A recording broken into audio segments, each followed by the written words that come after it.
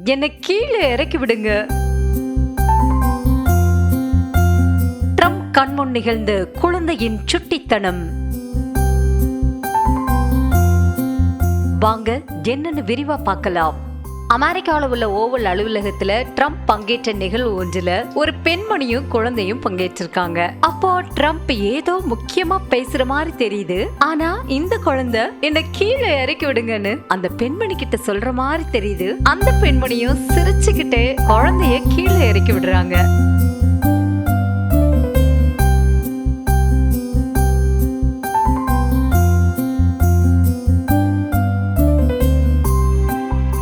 இறங்கியும் தரையில படுத்து தன்னோட சுட்டித்தனத்தை வெளிப்படுத்தி இருக்கு இந்த குழந்தை. இதனால முக்கியமான ஒரு இடம் நகைச்சுவையா மாறி போச்சான்.